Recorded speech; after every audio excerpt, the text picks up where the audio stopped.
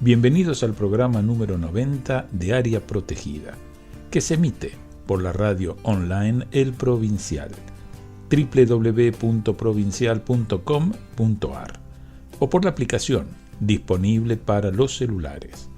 Con el nombre de areaprotegida.patrimonio, nos pueden ubicar en nuestras redes sociales, Facebook e Instagram, y escuchar en nuestro podcast de Spotify, al cual invitamos a valorar, y en nuestro canal de YouTube, al que agradecemos que se suscriban.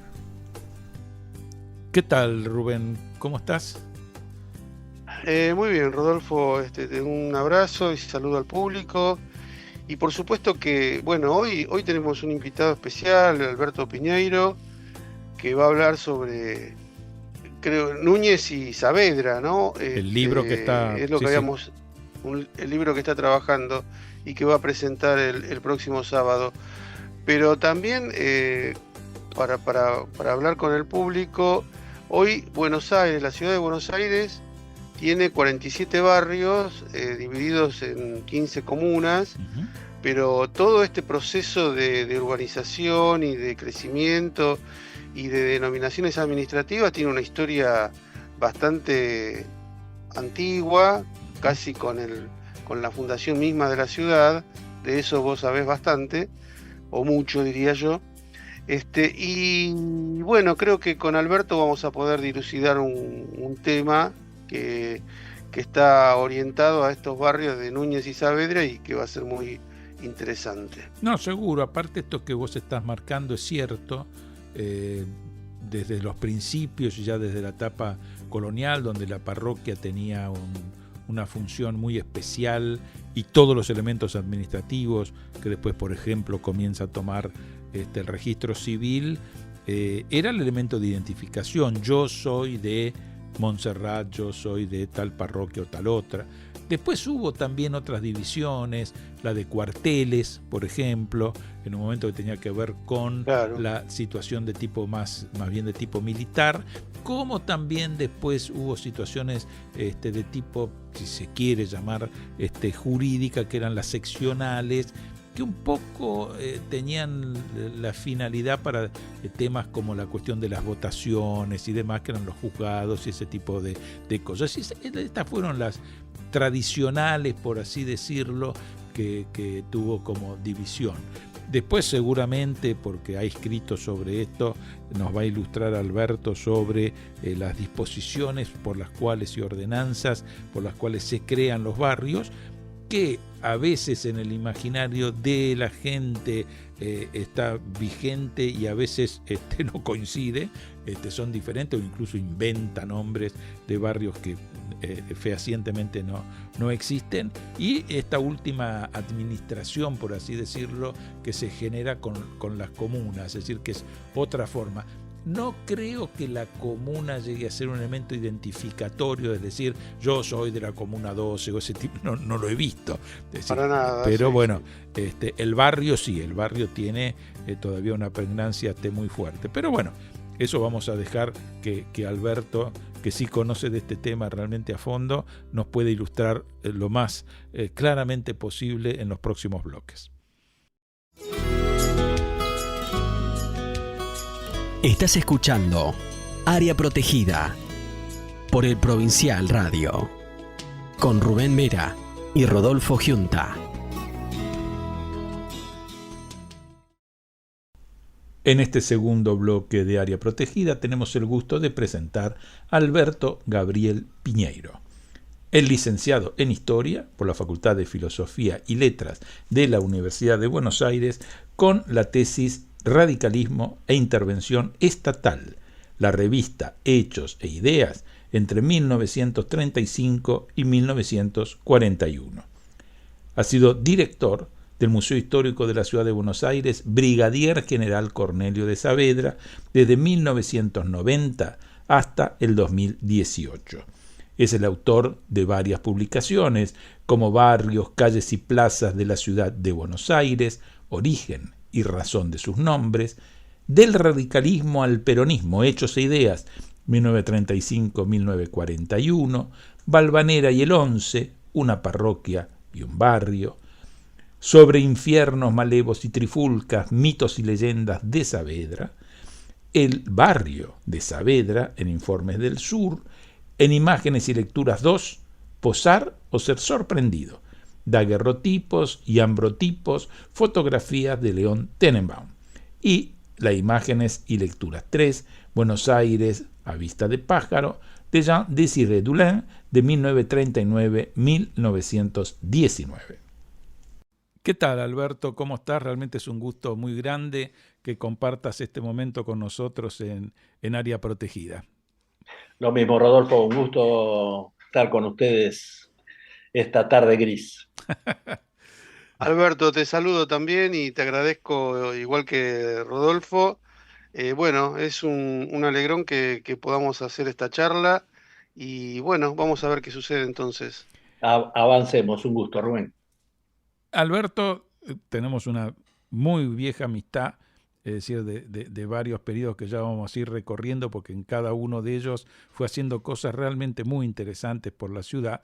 Pero ahora, bueno, vamos a lo último, es decir, que es la presentación de un libro en el cual él va a narrar justamente en él mismo lo que es la historia de Saavedra y de Núñez, dos barrios que de alguna manera están bastante hermanados, es decir, por quién lo diseña, por quiénes eran las tierras.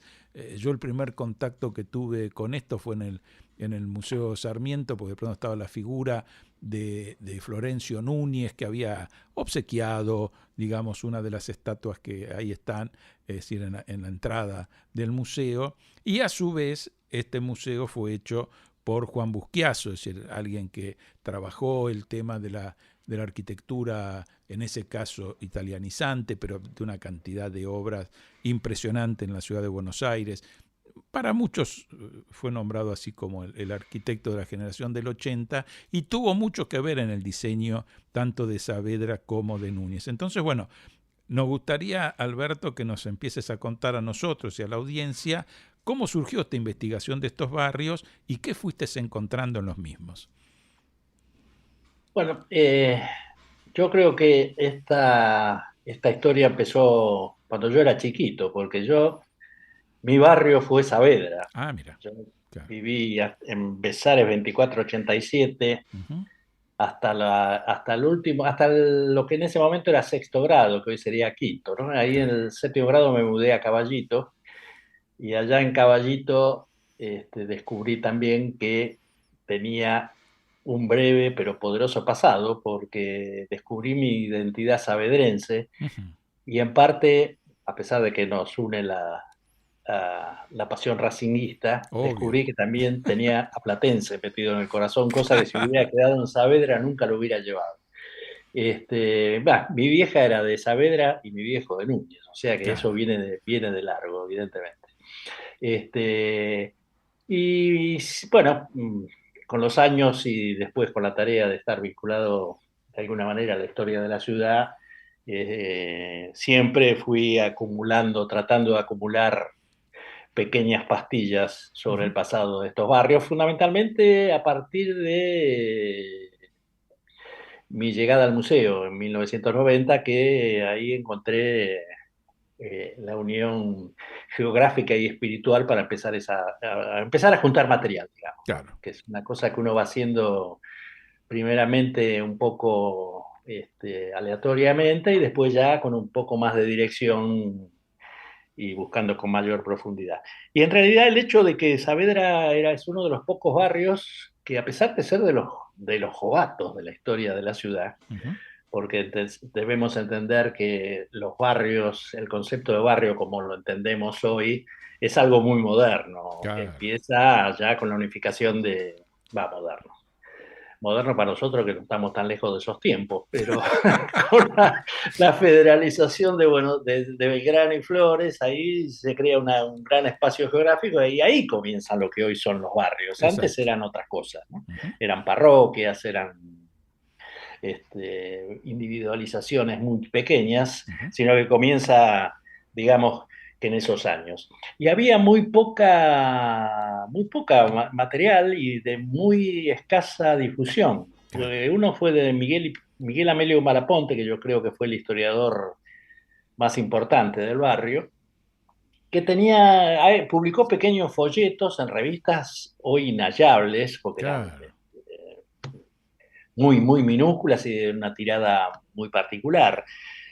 Recordando también a Alberto Octavio Córdoba, que en el barrio de Belgrano es el Seguro. que va lanzando una primera aproximación del barrio, Malaponte, Eduardo Pombo, que fue un miembro de la Asociación de Villa Zerini, también aficionado al barrio, que publica también unas pequeñas publicaciones, y poco más, sí, Berruti, Rafael Berruti. Sí. En Que vos realidad, sabés que Rafael Berruti fue docente mío en el Reconquista. Mirá vos. Es decir, era profesor de historia y de historia. bibliotecario, creo. Claro, Personaje claro. muy particular, Berruti, Totalmente. difícil de manejar, pero una persona que en alguna medida muy agradable. Y él publicó unos trabajos bastante engorrosos sobre la propiedad de Núñez, el proceso de compra de los terrenos de él, los remates. Un libro que más que para leer es una fuente de consulta, ¿no? Claro, claro. Porque es un tema engorroso que nosotros en alguna manera también paralelamente pudimos rescatarlo a partir de la donación de un nieto de Florencio Núñez, que donó las escrituras de la chacra grande, ¿no? Claro. Donde se encuentra el museo. Y así, bueno, fue ese gusto por ir a encontrarlo. Y bueno, yo te diría que era un libro que estaba terminado hace un poco más de un año, y en el último año, digamos, no, me falta confirmar algunas cosas, y en esa confirmación me di cuenta que qué poco se había trabajado con fuentes, llamamos, originales, que Claro. fundamentalmente diarios, revistas, y siguen apareciendo cosas que ya digo, ya estoy juntando material para la segunda edición ya. Ampliada y corregida. Ampliada y corregida, porque sí. Bueno, y supongo que a partir de la publicación del libro aparecerán muchas más, porque, bueno, el libro va a figurar que es digital, ya pasaremos después la posibilidad de cómo bajarlo. Bien. Pero bueno, entrando a Rumbo Sur, que es entre comillas, digamos, la editorial de esta publicación, y por medio de Pablo Rey se puede rastrear fácilmente, supongo, por medio de internet. Supongo que van a aparecer muchísimas cosas más, porque yo digo, esto es mucho hay una mezcla de historia y de memoria en los barrios, ¿no? Y Seguro. aparte hay mucho de la memoria propia, porque es lo que nos lleva a recuerdos que son insustituibles, ¿no? Y la memoria, como suele ser en líneas generales, bastante individual en estos casos, lleva a la arbitrariedad, ¿no? En la elección de temas, en esto sí, esto no, Claro. para no transformar un libro de este tipo en un catálogo de instituciones, también, que es lo que he tratado de evitar, ¿no? Creo que es interesante, con datos relativamente nuevos, la presencia del primer parque público que tiene la ciudad, ¿no? Tradicionalmente decimos que es el Parque 3 de Febrero, pero es Saavedra, el primer parque, lo decían los diarios de la época, el único parque que posee la ciudad, ¿no? Palermo se crea un año después, un año y pico después de Saavedra.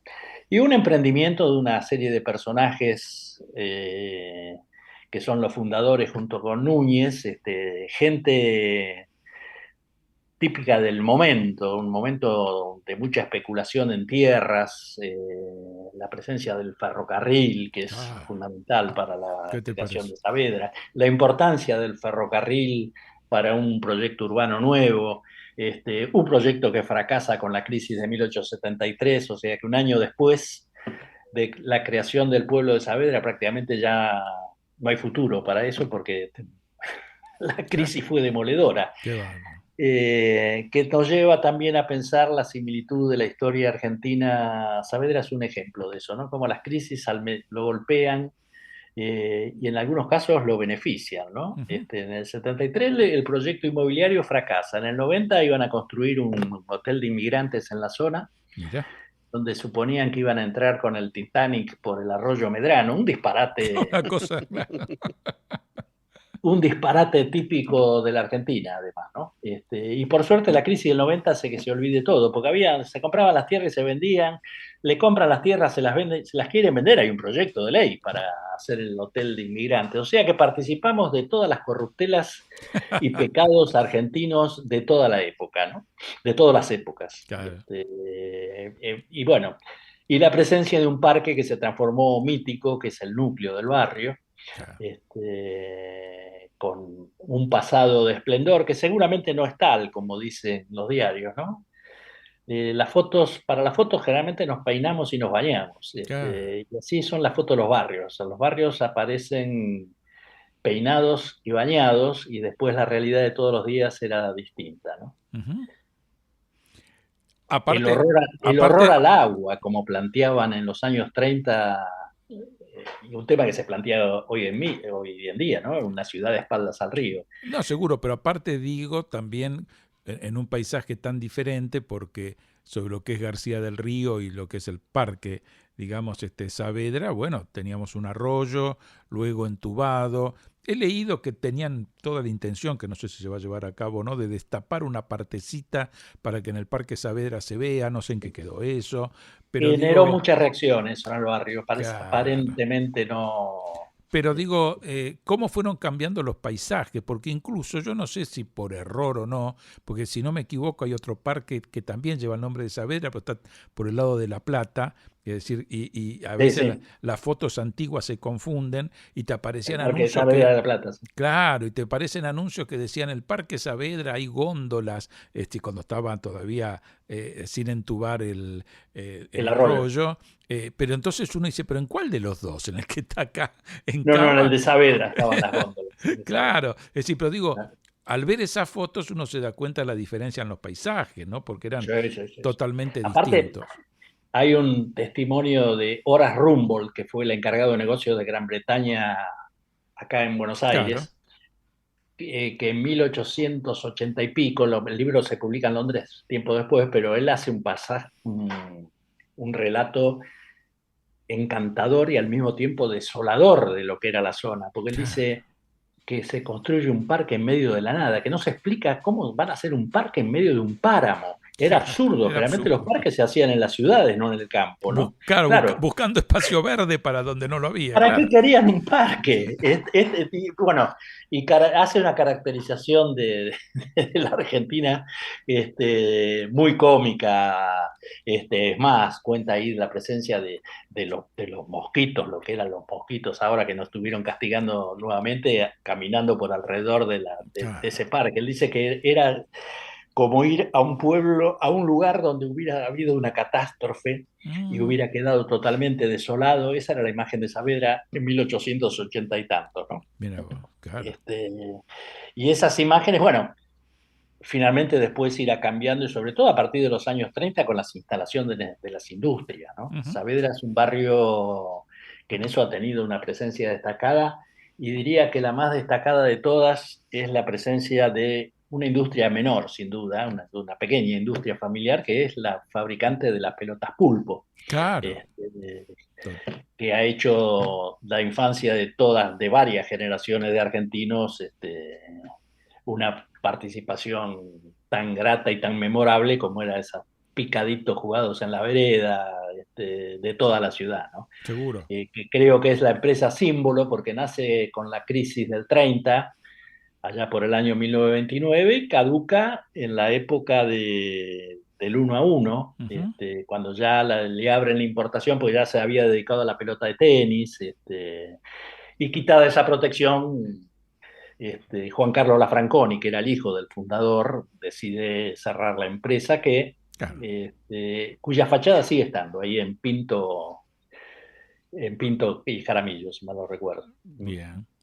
Claro, por eso digo, estos barrios es interesantísimo, ¿no? Porque Núñez también conserva ciertas cuestiones de edificios que estaban vinculados a las situaciones más de tipo industrial, que bueno, ahora se refuncionalizan, algunos de ellos Sí, sí, sí. pasan a ser complejos, por así decirlo, habitacionales, por darles un nombre, y eso, bueno, ha ido cambiando, como digo yo, el paisaje tanto, ¿no?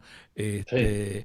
Y momentos en los cuales, digamos, era una gran elección irse a vivir a Saavedra, momentos en los cuales yo recuerdo era temido porque había graves problemas de seguridad y entonces la gente migraba.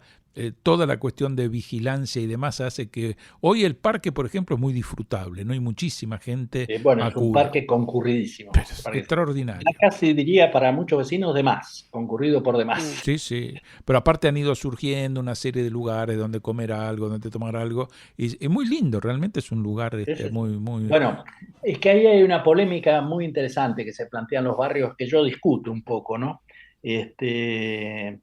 Que cierta cerrazón a cambios que han hecho lo que era un páramo hasta no hace tantos años. La avenida García del Río era un páramo Claro. con plazoletas sin pasto y tierras, y ahora se ha transformado en un lugar que, como vos decís, con restaurantes, barcitos, con Sí, una sí. vida muy, muy, muy linda, muy atractiva. Se ha generado un centro donde no existía nada, ¿no? Claro, Pero sí. bueno, hay quienes quieren ver en eso, más allá de ciertos problemas de edificación, un proceso de gentrificación que yo no creo que sea tal.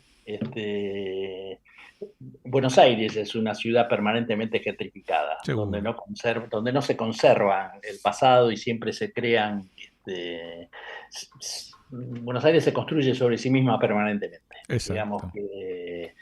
que recuerdo algo que decía Peña, que era muy interesante, que decía que no, uno ve ciudades donde todo es uniforme, las casitas. Bueno, la característica de Buenos Aires es que nada es uniforme, Claro. que al lado de una casita hay un edificio. Esa mezcla es lo que ha hecho de Buenos Aires una ciudad tan atractiva Seguro. hasta para nosotros. Si uno se alejara un poco del drama cotidiano, veríamos que estamos en una ciudad con una dinámica y un atractivo muy particular, ¿no? No, Pero bueno, eso desde es ya. difícil disfrutar lo propio a veces. Claro. Esto que vos comentás de estos, como por así llamarlos, polos gastronómicos, que ha pasado lo mismo ya sobre el límite de Urquiza y Coglan, es decir, en lo que era o iba a ser una autopista y que finalmente se reconvierte y se ha generado ahí un polo gastronómico que ha revivido la zona y mucho. Esto en Saavedra también se está viendo.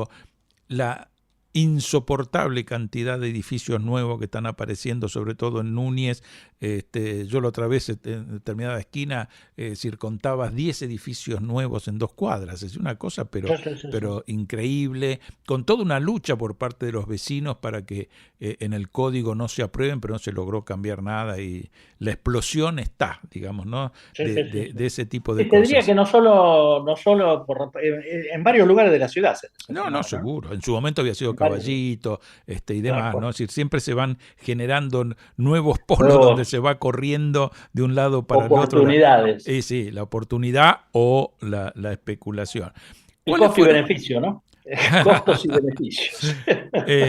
¿Cuáles fueron para vos las situaciones como más significativas, aquellas cosas que más te llamaron la atención de estos dos barrios, en esta historia que vos decís, mirá, qué bárbaro, ¿no? Cómo se dio.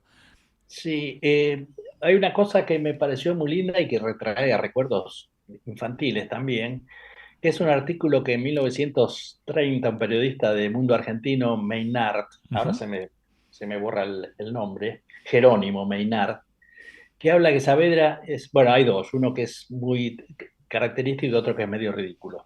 El primero, que es muy bueno, es el que dice que Saavedra es el barrio de la casita propia. Cosa que es una exageración, porque seguramente toda la periferia fue el barrio de la casita propia, seguro, con claro. los rematadores, la familia trabajando los fines de semana. Yo recuerdo mi abuelo era albañil, mi abuelo materno, construyó las casas donde vivía mi mamá y mis tías. Ya no se había ido, él vivía en Saavedra, pero había podido comprar en Olivos. Y él trabajaba los fines de semana, y llegaba el momento y se juntaban, que era el mismo tipo de construcción, toda la familia ayudar, ¿no? A hacer de peón. Y ese es el proceso que relata este hombre de Saavedra, que creo que trasciende a Saavedra, ¿no? Porque lo que más me ha llamado a veces la atención en la historia de los barrios es que la historia es siempre la misma y los recuerdos son los mismos, aunque cambie la geografía. La gente tiene un pasado, un recuerdo común, que es el recuerdo de una época histórica, ¿no? Muy particular. Entonces la gente recuerda eso, tanto sea en Villaluro como en Saavedra. Los recuerdos suelen ser comunes, aunque cambien las denominaciones de los lugares, ¿no? Y esta es una característica muy llamativa. Y decía que hay otra, pues dice que era el barrio de las viudas. No sé de dónde sacó eso. Pero dice, Saavedra es el barrio de las viudas, y contaba una serie de anécdotas, casi diría inconsistentes, porque no aporta ningún dato para decir por qué hay viudas. Que a mí se me ocurre asociarlas con alguno. Bueno, estaba la viuda de Saavedra, de Luis María Saavedra, vivía todavía, y era la viuda, la quinta, la chacra de la viuda. El coronel Espina, Mariano Espina, que había sido un partícipe de las revoluciones radicales de 1905 y que se salvó de la pena de muerte y lo condenan a una especie de ostracismo en Saavedra. Él muere muy joven también, no muere joven, la mujer era mucho más joven y lo sobrevive. Claro. Y ahí en Saavedra estaba la quinta de la viuda, que era la viuda de Coronel Espina, pero no se me ocurre que hubiera tantas viudas como para que dijeran que era el barrio de las viudas. De todas maneras, digamos, y no sé si eso no sigue vigente en la actualidad, en general las mujeres suelen vivir bastante más que los varones, con lo cual la cantidad de viudas sin duda debe ser mayor al de viudos. Esto es así. Totalmente de acuerdo. Entonces, quizás a partir de ciertos datos estadísticos esto se da. Concretamente, y para ir a la finalidad un poco de lo que queríamos hacer, de presentar este libro, que la presentación se va a hacer ahora este sábado, el sábado 27. Contanos un poquito, es decir, para que la gente pueda ir, cómo se puede acercar. Sí, la entrada naturalmente es libre, gratuita, y bueno, la idea es encontrarnos, charlar un poquito, intercambiar experiencias en un lugar tan tradicional, que es otra de las características de Saavedra muy importantes, que es una institución que surge casi a principios del siglo XX, la Biblioteca Popular de Saavedra, con otras instituciones. Saavedra todavía conserva una presencia numerable de instituciones, ONG, como se llamarían hoy en día, ¿no? En ese momento eran instituciones, sociedades de fomento, que llegaron a tener una presencia muy importante, no solo para el barrio, sino para la ciudad, ¿no? Claro. Presencia de miembros en un conflicto que hubo con el tema de la energía eléctrica ya por los años 30, que el presidente era de esa comisión de lucha contra la Ítalo, la antecesora de la Ítalo, bueno, no importa. Y el vicepresidente de esta entidad era un señor miembro de lo que hoy es la Unión Vecinal de Saavedra, que tuvo una trayectoria muy destacada, que conserva un periódico de los pocos que se conservan las tiradas desde los años 20 y pico hasta 1940 y pico, ¿no? Que es una fuente de información muy curiosa. Digamos que la idea es eso, es ir a reunirnos ahí con gente que ha trabajado y trabaja con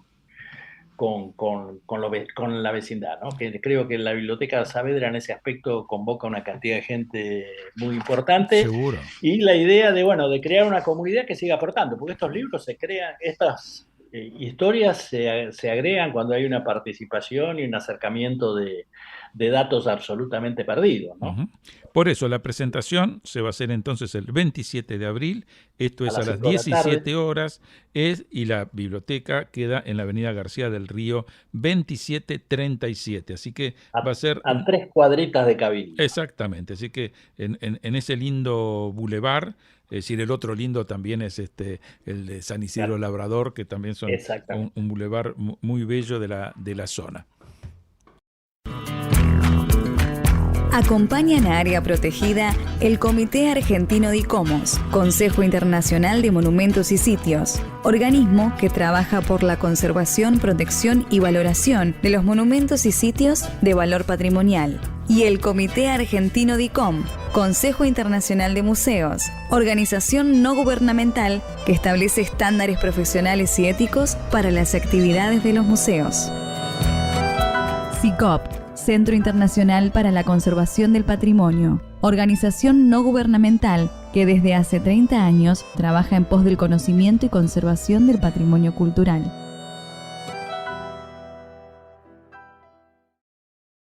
Ahora vamos a hacer una pausa musical con el tema En mi habitación de Saji Sinyasiki.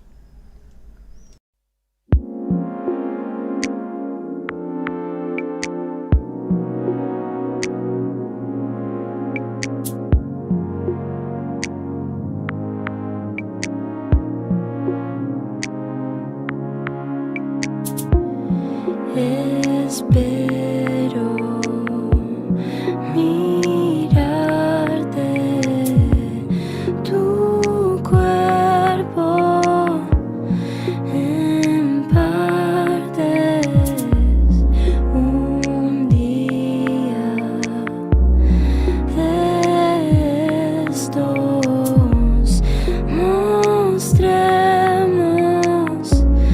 lo que arde.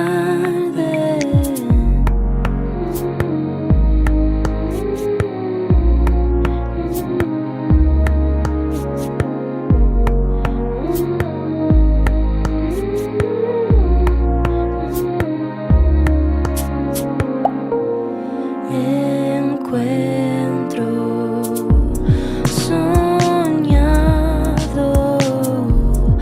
al centro del caos, moviendo las manos, siguiendo tus rastros. Siento tu calor, mi respiración. Puedo verte hoy en mi habitación.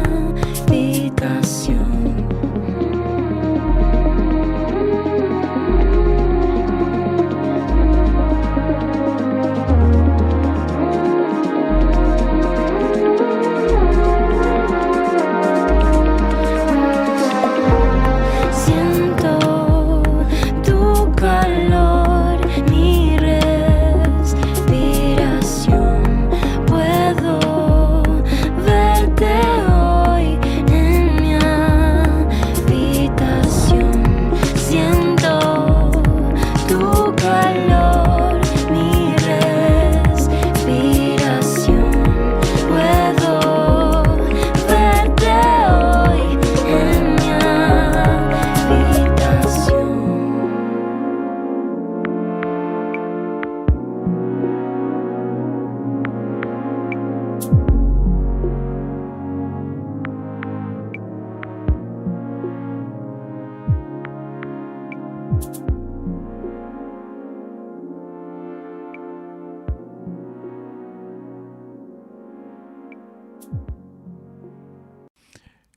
Ya estamos en el tercer bloque de Área Protegida. Nos está acompañando el historiador Alberto Piñeiro. Alberto, vos sabés que escuchando atentamente lo que se hablaba en el segundo bloque, a mí me quedó así unas dudas porque es interesante todo esto, ¿no? Porque de última la historia es una construcción del saber ciudadano, del saber popular y del saber profesional. Es una construcción que se hace entre todos. Y a mí esto que hablábamos de cómo se van construyendo a lo largo de los años, porque la ciudad de Buenos Aires al principio se dividía en parroquias, después en secciones, en cuarteles. ¿Por qué no nos contás un poco ese proceso, ese devenir de las particiones de lo que hoy resulta una ciudad de Buenos Aires con 47 barrios? Pero todo eso tuvo un proceso largo y complejo, y bueno, si lo podés sintetizar de alguna forma. Sí, para no irnos, por eso para no irnos muy atrás, donde hasta se divide en barrios, pero generalmente eran circunscripciones con algún tipo de injerencia administrativa, ya sea parroquial o olvidemos, ¿no?, que digamos, en todo el periodo hispánico las iglesias eran el registro civil, no había registro Claro, civil. La exacto. gente nacía, moría y se inscribía, la única forma de saber sus datos, entonces se dividen las ciudades y hasta se le da el nombre de parroquias o de barrios. Pero si al barrio, tal cual hoy lo entendemos, que es un fenómeno característico de la ciudad que se inicia cuando se incorporan dos de los barrios más importantes, que son Belgrano y Flores, que eran dos ciudades, Claro, independientemente de la ciudad. La unificación de Buenos Aires, luego de la Revolución del 80, que incorpora posterior la federalización de Buenos Aires y que incorporan esos partidos, genera, con el crecimiento urbano muy importante que inicia la ciudad a partir de la inmigración interior y la extranjera, ¿no? Claro, Que claro, sí, claro. sí. inunda la ciudad, se van creando lo que hoy conocemos como barrios. ¿Cómo surgen esos barrios? Bueno, algunos son muy pocos, digamos que el único barrio que es fundado es Saavedra. Es el único barrio que se funda, Claro. no se funda un barrio, se funda un pueblo que pertenecía al partido de Belgrano. Claro, Ya desde 1873, o desde los primeros mapas de la ciudad donde aparecen las denominaciones de los barrios, Saavedra, y tanto Saavedra como Núñez, curiosamente, aparecen ya bien identificados. Yo hago un rastreo de lo que en el 68, cuando se comete lo que para mí fue una especie de disparate histórico, que es tratar de consolidar la existencia de barrios, en una ordenanza muy típica de lo que fue el gobierno de Onganía, 1968, claro, gobernaba Onganía, y junto con él, con eso él divide la ciudad en barrios porque según su concepto corporativista, la sociedad se expresaba mucho mejor por sus vinculaciones más inmediatas, las familiares, las laborales y hasta las vecinales. Claro. Entonces deciden dividir, es más, yo conocía al que lo conocí de verlo cerca mío, digamos, no tuve mucho trato con él porque era un hombre bastante mayor, a quien hizo esa división en barrios. Entonces, dividió los barrios de acuerdo a los límites que tenían las instituciones vecinales ubicadas. Claro. La Unión Vecinal de Saavedra, la Biblioteca y Sociedad, y esas sociedades fue creando, a partir de los límites de esas entidades, fue creando, tratando de organizar un trabajo que debe haber sido bastante arduo, que es darle los límites actuales. Con lo cual se creó una ordenanza de barrios muy particular, donde hay barrios que, como yo digo, San Nicolás, no conozco nunca conocí a nadie y ya superé largamente los 40, ¿no, Rodolfo? Algo así. Algo así. Pero poquito, pocos años. Para hacernos una rebaja grada. Nunca conocí a nadie que me dijera que vivía en San Nicolás. Es más, yo cuando trabajaba en el Museo Mitre decía barrio de San Nicolás, dice, no, esto es la City. No, digo, pero no es el nombre, claro, no es el nombre del barrio. Claro, de Callao, si no de Pueyrredón, pero de Callao, no, Pueyrredón ya no, porque eso es el 11. De Callao para allá es el centro, y el centro no aparece. Claro. Es más, en los viejos mapas, todo eso no tiene nombre. ¿Por qué no tiene nombre? Bueno, primero porque esa era la vieja ciudad de Buenos Aires, y después con el crecimiento de la ciudad se transformó en el centro. Y los que se van formando alrededor, otro barrio que nunca existió fue Valvanera. Claro. Valvanera fue una parroquia, la parroquia de Leandro Alem era Valvanera, una parroquia brava, pero dentro de Valvanera está el 11. Claro. Yo me acuerdo, con Carlos Trueba publicamos hace ya muchos años un libro que era Valvanera y el 11, una parroquia y un barrio, porque desde que se la crea es así. Hoy el periodismo parece que empieza a citar nuevamente a Valvanera, o sea que esto que uno dice hoy puede cambiar mañana, porque es así la dinámica de... claro, sí, sí. La dinámica de esa identificación. ¿Qué es el barrio? Lo que uno se identifica. Sí. Uno se identifica de un barrio cuyos límites son muy variables, donde no hay límites. Porque me planteo, ¿cómo le voy a decir al vecino enfermo que vive enfrente de casa que él vive en otro barrio? Claro. Imposible, eso no existe. Y así se fueron creando estos barrios a partir de estaciones.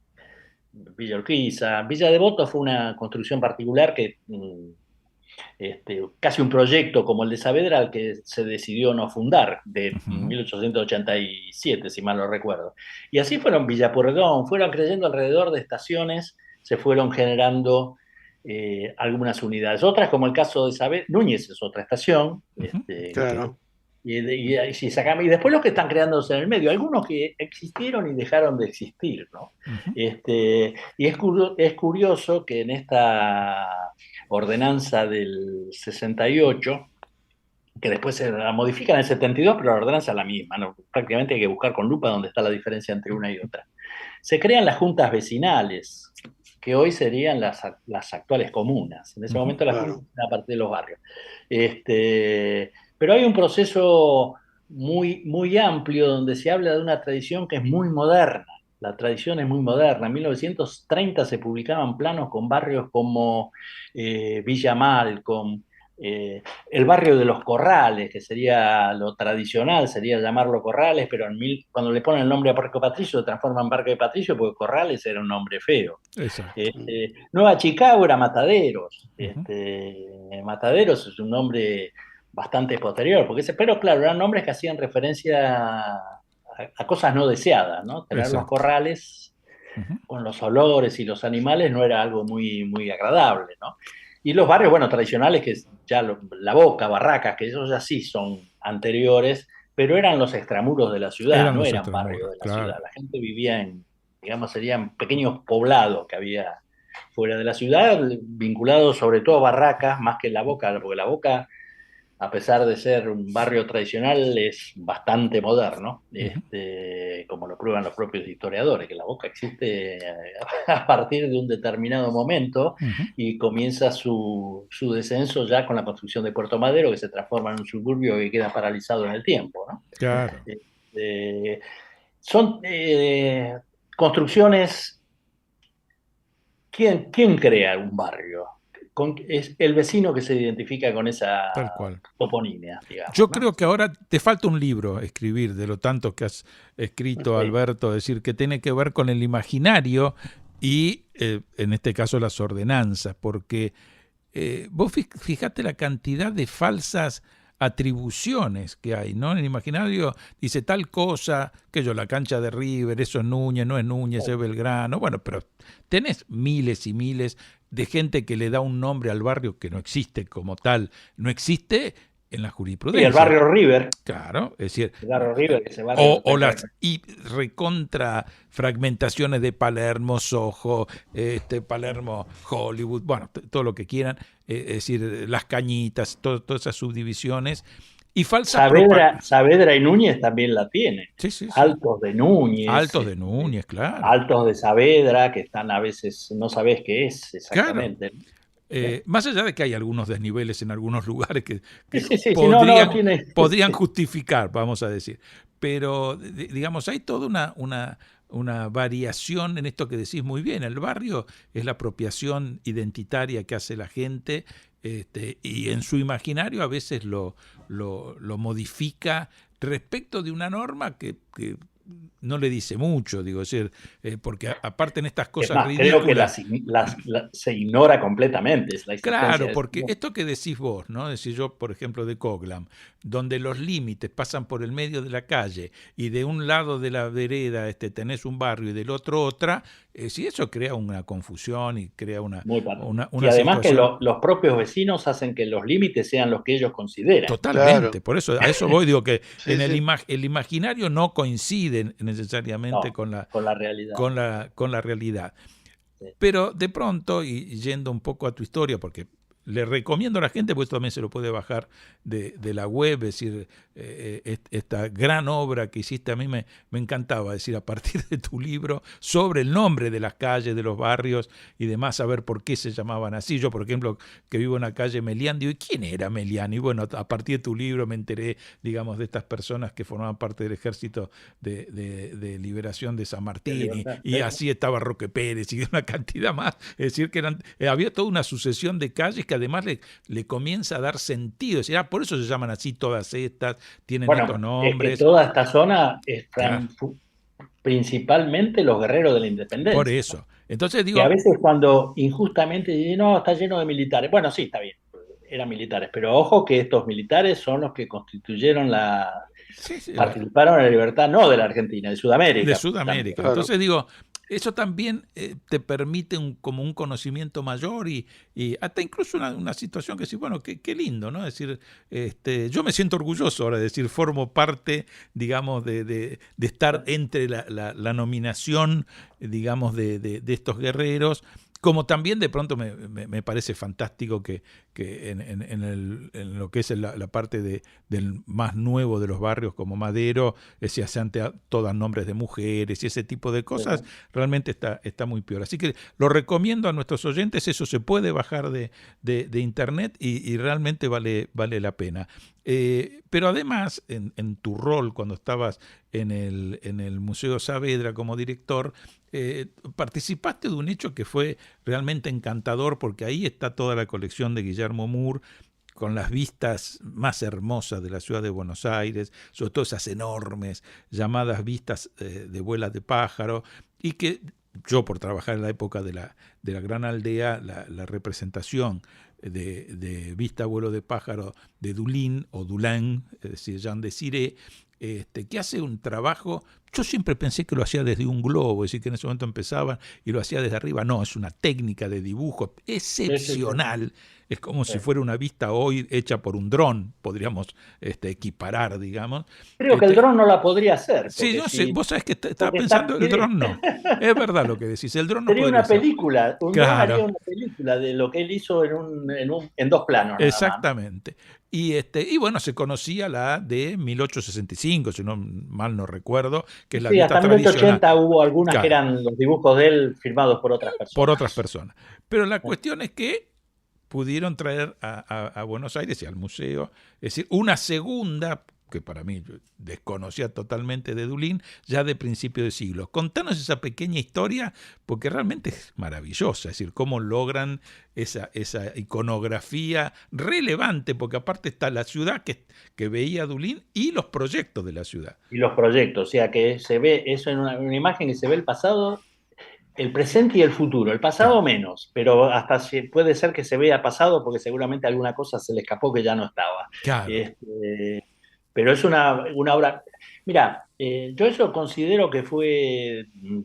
Yo tuve 28 años al frente del museo y creo que fue el motivo ideal para decir, bueno, salí campeón del mundo, me retiro, que fue haber conseguido esto de Dulin, que solamente tiene un mérito, sí, lo dije reiteradamente, que era contestar, atender el teléfono y contestar los correos electrónicos, los mensajes. Siempre me hice el espacio necesario como para, si alguien quería hablar conmigo, que lo pudiera hacer sin necesidad de pedir entrevista ni nada. Claro. Y con esto fue contestar un correo electrónico. Un día me llega un correo electrónico que me dice que tienen eso. Yo cuando lo vi digo, esto es Dulin. Uno de mis pocos aciertos seguramente tan certeros a partir de una miserable fotografía, pero lo que él me mandó, digo, estos son los vuelos a vuelo. Bueno, ahí comenzó, le respondí, que naturalmente me interesaba, y dice, bueno, menos mal, porque me comentó que había mandado varios correos electrónicos y nadie le había respondido. O sea que si alguien hubiera respondido antes, posiblemente eso no hubiera estado. Claro. Era el Museo Saavedra. Que era el lugar que, como vos bien decís, era el lugar ideal para recibir esa obra de 12 metros de largo por 1 metro y algo de ancho. Es una maravilla. Porque está toda la colección que hizo nada menos que Guillermo Moore. Exacto. ¿No? Y aparte, yo digo, los mensajes del más allá en el que no creo. La obra entró exactamente en una pared de lo que era la Sala Moore. Parecía que la Sala Moore estaba hecha para eso. Estaba hecho para recibir, 30 años antes o 40 años antes la había hecho pensando que iba a llegar esa obra, porque entraba ahí o ahí, no había opción. No había otra. Y sí, realmente es una obra extraordinaria. Siguen habiendo cosas picando sobre el tema, porque bueno, uno se va transformando con estas cosas, siempre después van apareciendo menos. Realmente hicimos con Marcel Wenzel, Raúl Piccioni, sí. Que hizo un trabajo sobre las vistas anteriores, un trabajo bastante profundo que nos permitió saber cómo quién pito era este, que antes, hasta este momento, era J.D. Dulin, no se sabía ni siquiera sus nombres, ¿no? Y que nos quedó pendiente saber el dato que teóricamente más fácil aparece en estas cosas cuando se muere la gente, porque es muy común no saber cuándo nacieron. Bueno, en el caso de él no pudimos descubrir eso, pero tengo expectativas todavía de que algo nos va a salir con ese tema, ¿no? Yo descubrí una foto de Dulin en el Museo Sarmiento. Bueno, sí, está en el libro, creo, es una tarjeta postal. Sí, tarjeta postal. Bueno, es del Museo Sarmiento. O sea, Claro. sí, yo no me acuerdo ya cómo llegó, pero capaz me la pasaste vos la reproducción. Creo que sí. Bueno, por eso. Sí, es más, en otros museos hay patrimonio de. Nosotros no tenemos toda la obra de él, ¿no? Solamente otra que pudimos comprar, que también fue un tema muy interesante, que no tenía título, Paisaje se llama. Y que bueno, pudimos con el ayuda de Sonia Berman y un investigador uruguayo Sierra Bate, que nos probó que era la Plaza Zavala, creo que de Montevideo, porque, bueno, fue extraordinario, ¿no? Porque él sí había pintado Montevideo, porque hay 2 obras Abuelo de Pájaro de él de Montevideo, y supongo que debe haber de otros lugares del mundo, porque no creo que se haya dedicado a una persona que tenía esa técnica para eso, solamente Buenos Aires y Montevideo. Debe haber otras ciudades que tal vez Sí, es probable, claro.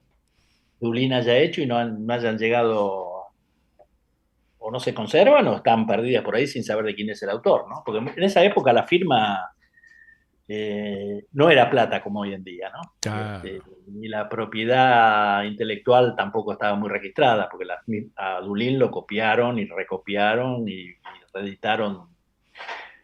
Sí, totalmente. ¿No? Tal vez con autorización de él, esas cosas ya no lo sabemos, ¿no?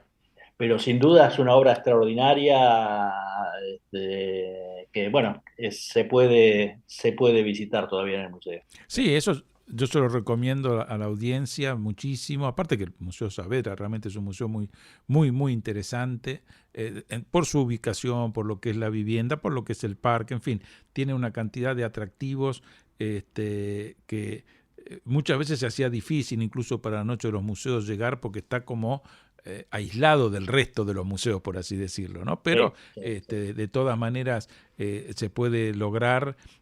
Toda la colección Moore es extraordinaria y en hacer el juego en esta iconografía de Dulin, es decir, de lo que estaba en la época que él lo hace, a principios del siglo XX, y lo que está proyectando, porque yo creo que ya estaba la avenida 9 de Julio, había una cantidad de cosas. La pone como realizada. Claro, es decir, que todavía era un proyecto, ya se sabía que se iba... No el obelisco, porque eso es muy posterior, el obelisco no le aparece, pero las diagonales también aparecen. Claro, es decir, que ya había una cantidad de cosas que él sabía que en breve se iban a realizar y que ya están registradas, por así decirlo. El monumento a los españoles, o el de los españoles, mejor dicho. Exactamente. Entonces aparece la torre de los ingleses, también aparece y no estaban en ese momento. No estaba en ese momento. Entonces digo, hasta para ese juego, por así decirlo, en el tiempo, vale la pena. Y el aprendizaje que uno tiene de la ciudad de Buenos Aires viendo la evolución de su iconografía es fantástica, ¿no? Porque realmente, primero porque no había tanta fotografía desde mediados del siglo XIX recién, con lo cual instancias de otro tipo no figuraban, y entonces es casi la fuente de imagen, ¿no? Es decir, pero es una fuente extraordinaria, porque vos fijate que antes... la imagen era un elemento decorativo en un texto histórico, ¿no? Así decía, bueno, está este cuadro, se ponía... Pero era la figurita, sí. Era la figurita. En cambio, es decir, y sobre todo en las últimas décadas, la imagen es tomada como documento, ¿no? Entonces, ya adquiere un valor totalmente distinto, mucho mayor. No es mera decoración, sino que forma parte de la investigación que uno hace, y en algunos casos son relevantes. Sobre todo esto que decías vos, en ciudades como la de Buenos Aires, que a partir de ese proyecto modernizador de 1880, cuando es capital federal y demás, y que ese énfasis por modernizar hace descartar los 300 años previos, porque son justo 300 años, ¿no? Desde 1580 a 1880, desaparecieron de nuestro paisaje, digamos, 300 años.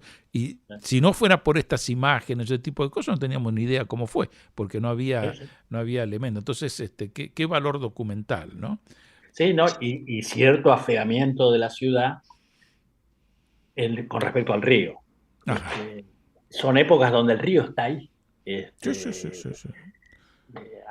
Hasta con el puerto, realizado el puerto Madero, que crea una barrera ante el río. Seguro. Los costados del río existía. Uh-huh. Y se lo podía ver. Y a partir de esta iconografía, algunas seguramente la mano del artista embelleció esas perspectivas. Seguro. Pero da una imagen de qué pérdida tan importante de una ciudad donde, como bien dice, y está presente también en ese planteamiento en testimonio sobre Saavedra, cómo se construyó dando espaldas a un río que es el único atractivo geográfico que tiene Buenos Aires, ¿no? Sí. Ahora hay un proceso de acercamiento, no sé, yo hace rato que no ando por la costa y sobre todo en la zona de Núñez, pero creo que todavía no, que eso casi es imposible de recuperar. No en Vicente López han hecho todo un paseo. Han hecho toda una cosa interesante. De todas maneras, tenemos que decir algo, es decir, que se le dio la espalda al río, pero también el río se retiró, ¿no? Porque nosotros tenemos hacemos una mala traducción. Recién hablábamos de River Plate, es decir, en el barrio Núñez, pero que podría ser Belgrano, demás y demás, todas esas confusiones. Y muchas veces cuando se habla de River Plate se traduce por Río de la Plata. Vaya a saber por qué. Es decir, porque cuando Plate pasó a ser plata... Bueno, es una especie de barbarismo en inglés de los fundadores, ¿no? Ellos pensaban que eso era Río de la Plata. Bueno, la versión que yo tenía es que plate significa plato, que significa de muy poco densidad. Sí. Entonces, no, es raro, no es plata. Claro, pero no es plata, eso está claro. Con lo cual es un río que también se ha ido retirando y que indefectiblemente había que drenar para que lleguen los barcos. Muy estratégico lo de Garay, hizo una ciudad-puerto sin tener que hacerle muralla, porque los barcos no llegaban, ni los que querían llegar, no solamente lo que iban a atacar. Entonces, es muy interesante toda esta instancia que se va a dar. Estamos en los minutos finales, Alberto, que es una pena, porque sobre todo la ciudad de Buenos Aires da para hablar y tanto en toda su historia. Sin duda. Pero algo que nos quieras dejar o anticipar, No, simplemente primero agradecerles esta hermosa charla, tal vez algo desordenada, pero así son las conversaciones, ¿no? No, simplemente, bueno, recordar que en este nuevo libro pasamos del tema no solo geográfico, sino el tema fundamentalmente del tema de las industrias en Saavedra, las instituciones vecinales de Saavedra, el deporte, sobre todo en Núñez, y los clubes populares que hay en Saavedra, que todavía existe una gran tonelada, la literatura en Saavedra, la pintura en Saavedra, que tiene un capítulo muy importante y curiosamente muy emparentado con los artistas de la Boca, grandes figuras que iban a pintar a Saavedra sus paisajes agrestes, y no estamos hablando del principio del XIX, sino de casi mediados de la década del siglo XX, ¿no? Claro. El deporte y la cantidad de empresas. Hay una cosa que creo que también es motivo para un estudio posterior, que es la cantidad de pequeños, eso trasciende a Saavedra, ¿no? La cantidad de pequeños comercios que habían, los centros comerciales desaparecidos, sobre todo en Luis María Saavedra. Cabildo todavía en alguna medida lo sigue manteniendo, pero un centro prácticamente desaparecido, muy reducido, que sigue quedando todavía alrededor de la estación Saavedra, ¿no? Pero no, nada más. Espero será un honor vernos ese día, y bueno, seguro. Quien tenga críticas, que las mande críticas y aportes tranquilamente, que la vamos a retomar.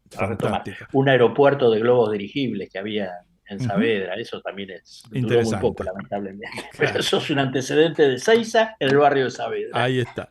Bueno, un abrazo enorme, Alberto, como Lo siempre, mismo, un gusto. Y bueno, agradecido desde Área Protegida. Lo mismo, Rodolfo, un abrazo fuerte. Abrazo fuerte y bueno, hasta la próxima. Hasta la próxima. Estás escuchando Área Protegida por el Provincial Radio Online con Rubén Vera y Rodolfo Giunta.